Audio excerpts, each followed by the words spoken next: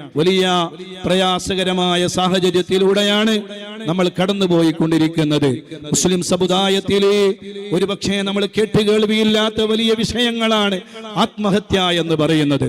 കഴിഞ്ഞ പരിശുദ്ധമായ ദുൽഹിജ്ജ മാസത്തിലെ ഓരോ വാർത്തകൾ നമ്മൾ ഇങ്ങനെ ശ്രദ്ധിച്ചപ്പോ വലിയ വേദനാജനകമായ വാർത്തകളാണ് കേട്ടത്. കൂടുതലും നമ്മുടെ കാസർഗോഡ് ജില്ലയിൽ നിന്നാണ്. എത്ര ചെറുപ്പക്കാരാണ് ആത്മഹത്യ ചെയ്തത്?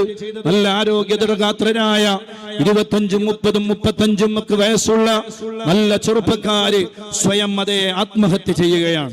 എത്രയോ സഹോദരിമാര് ആത്മഹത്യ ചെയ്യുകയാണ്. എന്തിനു വേണ്ടിയാണ്?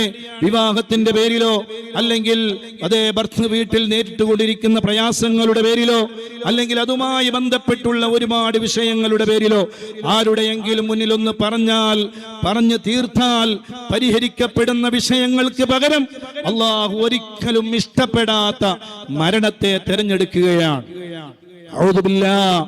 ഒരാള് മരണത്തിന്റെ അവസാന വക്കിലെത്തി, ഇനി ജീവിതമില്ല എന്ന് തോന്നിയാൽ പോലും എന്നെ നീ മരിപ്പിക്കണേ അല്ലാ എന്ന് ഒരാൾ ദുആ ചെയ്യാൻ പാടില്ല.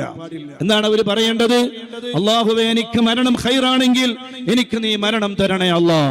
അതല്ല, എനിക്ക് നീ ജീവിതമാണ് ഖൈറെങ്കിൽ എനിക്ക് നീ ജീവിതത്തെ തരണേ റബ്ബേ എന്നാണ് ഒരു വിശ്വാസി ദുആ ചെയ്യേണ്ടത് എന്ന് പഠിപ്പിച്ചു സയ്യിദുനാ റസൂലുള്ളാഹി സ്വല്ലല്ലാഹു അലൈഹി വസല്ലം.